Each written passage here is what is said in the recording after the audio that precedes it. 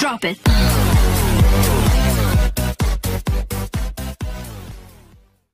Hello students, how are you? I hope you all will be fine. Welcome to Sharda Coaching Academy, जिथे आपण English शिकतो खूप सोप्या भाषेमध्ये. So students, we are going to learn the second unit and its first poem, You Start Dying Slowly. आज आपण दुसऱ्या युनिटची पहिली poem You Start Dying Slowly शिकायला सुरुवात करणार आहोत. The poet of this poem is Pablo Neruda. या कवितेचे कवी पॅब्लो नेरुडा आहेत. तर आपण ही कविता 4 स्टेजेस मध्ये शिकणार आहोत. First of all introduction of the poem, second explanation of the poem, third side question of the poem and fourth poetic appreciation of the poem. So let's learn students the introduction of the poem. The poet. This beautiful poem is written by famous Chilean poet Pablo Neruda. Pablo Neruda is regarded as the greatest poet of Spanish language in his lifetime. He is best known for his collection of poems titled 20 Love Poems and A Song of Despair. He is known for his diverse writing styles, which included historical epics, love poems, and politically motivated writings. Pablo Neruda was awarded the Nobel Prize for Literature in 1971. About the poem. In this poem, the poet tells us that we must not be stagnant, repetitive, or conventional in the way we lead our lives. The poet tells us that if we do not travel, read, or listen to the sound of life, we start dying slowly, means we lose the hope of happy life. This is so even when we do not recognize the good qualities that lie within ourselves. The poet reminds us that if we kill our self-esteem, own character and abilities, or we do not let others to help us, then also we start dying slowly. In the poet's view, if one becomes a slave of one's bad habits or ends up doing the same things day after day without even bothering to change the routine, then the one starts dying. ह्या कवितेमधून आपल्याला असा संदेश दिलेला आहे कवितेने की आपण परंपरागत नेहमीच तेच किंवा स्थिर आयुष्य फरफटत नाही पाहिजे. तर आपण आपले परिपूर्ण आयुष्य जगण्यासाठी प्रयत्न करायला पाहिजे. आयुष्य समृद्ध करणारे अनुभव देणाऱ्या गोष्टींमध्ये सहभागी व्हायला पाहिजे. त्याचबरोबर आपण प्रवास करायला पाहिजे. आयुष्यातील वेगवेगळे सुंदर गीत ऐकायला पाहिजे. आणि जर आपण असे केले तर मात्र आपण भरभरून जगू शकू. कवी असेही म्हणतो की आपण कोणत्याही परिस्थितीमध्ये आपला आत्मसन्मान नष्ट करू नये किंवा तसेच कुणाकडून मदत घ्यायला सुद्धा संकोच करू नये. कवी असे म्हणतो की आपण आपल्या सवयींचे गुलाम होऊ नये. तसेच दैनंदिन नित्यक्रमामध्ये आपण बदल केला पाहिजे. एखादी व्यक्ती जर आपल्या कामाबद्दल किंवा नातेसंबंधाबद्दल समाधानी आनंदी नसेल तर त्या व्यक्तीने बदल स्वीकारण्यास घाबरू नये. आयुष्य जगत असताना जर आपण आव्हाने स्वीकारली नाहीत आणि अनिश्चिततेवर विसंबून केवळ सुरक्षित मार्गच निवडला तर आयुष्य निष्फळ आणि निरुपयोगी होईल असे कवीला वाटते. माणसाने आयुष्यभर किमान एकदा तरी स्वप्नांचा पाठलाग केला पाहिजे आणि त्या स्वप्नपूर्तीसाठी प्रयत्नशील असताना आपल्या स्वप्नाला नावे ठेवणाऱ्या कमी लेखणाऱ्या लोकांकडे दुर्लक्ष केले पाहिजे. So let's learn the poem now. You start dying slowly.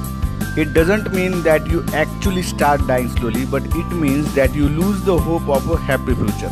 या कवितेचं शीर्षक You Start Dying Slowly. याचा अर्थ तुम्ही आनंदी भविष्याची आशा गमावता किंवा आनंदी भविष्याची आशा तुमची मरायला लागते. मग काय होतं बरं, तर कवीला या कवितेमधून असं सांगायचं आहे की आपण तेच आयुष्य त्याच वाटेवरून चालणं, त्याच गोष्टी करणं, यामुळं आपल्या आयुष्यातला आनंद कमी होत असतो. त्यासाठी आपण भरपूर प्रवास करायला पाहिजे, वाचन करायला पाहिजे, आयुष्याचं संगीत ऐकायला पाहिजे. तसेच इतर जर कोणी मदत करत असतील आपल्याला तर आपण कमीपणा नाही वाटू द्यायला पाहिजे. तसंच आपल्या चुकीच्या सवयींचा गुलामसुद्धा नाही व्हायला पाहिजे. अशा काही गोष्टी कवीने या ठिकाणी सांगितलेल्या आहेत जेणेकरून आपलं आयुष्य समृद्ध आणि आनंदी होईल. So let's begin stanza first. In the very first stanza, poet Pablo Neruda says, "If you do not travel, if you do not read, if you do not listen to the sounds of life, if you do not appreciate yourself, you start dying slowly."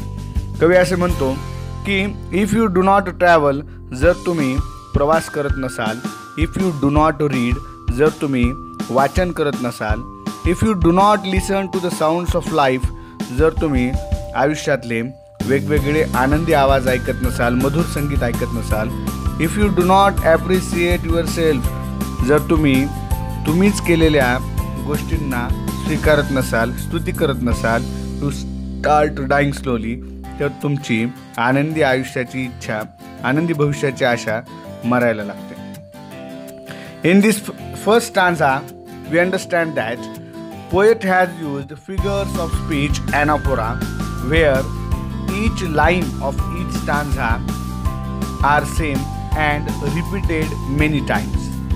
ह्या पहिल्या कडव्यामधून कवीला असं सांगायचं आहे की आपल्याला आनंदी आयुष्य जगण्यासाठी प्रवास करणं, चांगलं वाचन करणं, त्याचबरोबर आनंदी संगीत किंवा गाणे ऐकणं सुद्धा गरजेचं असतं. In the second stanza, let's see, in the second stanza poet says, when you kill your self esteem, जेव्हा तुम्ही self esteem means a feeling of being happy with your own character and abilities, और self respect, जेव्हा तुम्ही स्वतःचा आत्मसन्मान ठार करता, when you do not let others help, आणि जेव्हा तुम्ही इतरांना तुमची मदत करू देत नसतात.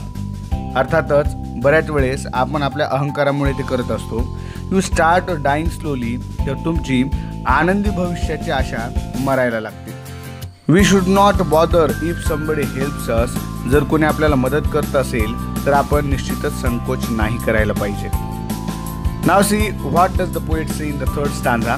In the third stanza poet says, if you become a slave of your habits, जर तुम्ही तुमच्या सवयींचे गुलाम झालेले असाल, walking every day on the same path, आणि त्याच मार्गाने त्याच रस्त्याने तुम्ही दररोज जात असाल, if you do not change your routine, जर तुम्ही तुमचा नित्यक्रम बदलत नसाल, if you do not where different colours, आणि जर समजा तुम्ही रंगीबेरंगी नवनवीन पोशाख वापरत नसाल, और if you do not speak to those you don't know, आणि ज्यांच्याशी तुमची ओळख नाही, जर त्यांच्याशी तुम्ही बोलत नसाल, यू स्टार्ट डाईंग स्लोली, तर तुमची आनंदी भविष्याची आशा मरायला लागते. In the third stanza, poet expects that we should not be slave of our habits. We should change our habits. We should not indulge in bad habits. कवी असे म्हणतो ह्या थर्ड स्टांजामध्ये की आपण वाईट सवयींचे गुलाम होऊ नये, त्याचबरोबर त्याच चुकीच्या मार्गाने जाऊ नये, नवीन मार्ग चोखंदळावेत, नवीन मार्गांनी पुढे जावं, त्याचबरोबर आपल्या नित्यक्रमामध्ये सुद्धा बदल केला जावा. आपल्या आयुष्यामध्ये अधिक आनंदी आणि प्रसन्न वाटण्यासाठी आपण वेळ प्रसंगी, कार्यक्रमांमध्ये किंवा वेगवेगळ्या समारोपाप्रसंगी, सणावाराप्रसंगी आपण नवनवे आणि सुंदर कपडे घालायला पाहिजेत. त्याचबरोबर आपण अनोळखी व्यक्तींची सुद्धा ओळख करून घ्यायला पाहिजे. त्याच वेळेस आपण प्रफुल्लित आनंदी राहू शकतो. See in the fourth stanza poet says that if you avoid to feel passion and their turbulent emotions, जेव्हा तुम्ही तुमच्या पॅशन मीन्स तीव्र इच्छा, अँड टर्ब्युलंट इमोशन्स, आणि तुमच्या आवेगांना टाळत असता किंवा अनुभवण्यास इच्छुक नसता, those which make you eyes glisten, ज्यामुळे तुमचे डोळे पाणावतात, ज्यामुळे and your heart beat fast, तुमच्या हृदयाचे ठोके वाढतात, यू स्टार्ट डाईंग स्लोली, तर तुमची आनंदी भविष्याची आशा हळूहळू मरायला लागते. In this stanza poet says that we should experience various feelings and emotions, we should let our heart cry, we should be a sensitive person, we should let our heart beat fast. म्हणजेच आपण वेगवेगळ्या भावना अनुभवायला हव्यात. त्याचबरोबर जर आपले डोळे पाणवलेले असतील, आणि हृदय वेगाने धडधडत असेल तर त्याची सुद्धा अनुभूती आपण घ्यायला पाहिजे. थोडक्यामध्ये आपण वेळ काळेनुसार बदलायला हवं.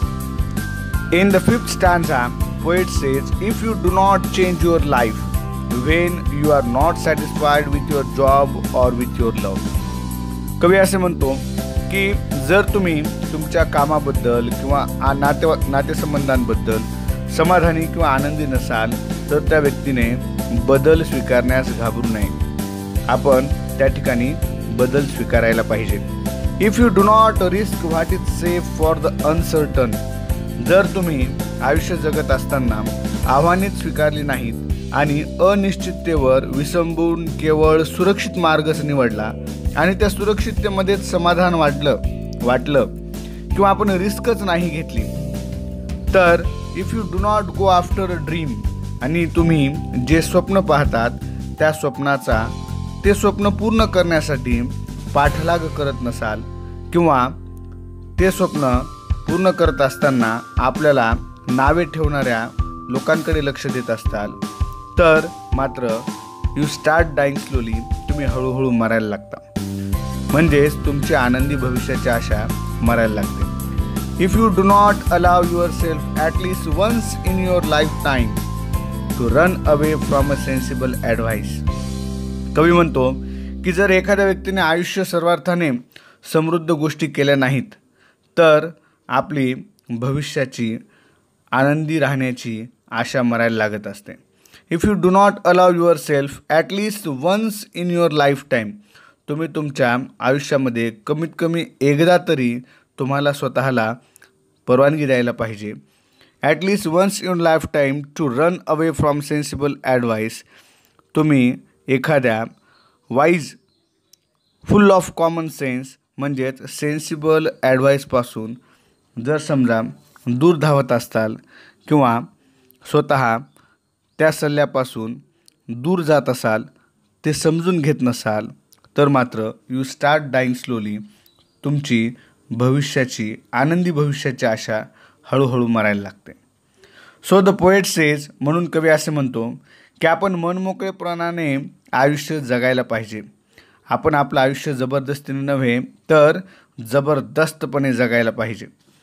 त्याचबरोबर कवीने अशी कल्पना इथे मांडलेली आहे की एखाद्या व्यक्तीने सर्वार्थाने समृद्ध करणाऱ्या आनंदी करणाऱ्या गोष्टी केल्या नाहीत तर त्याचा जगणं व्यर्थ आहे.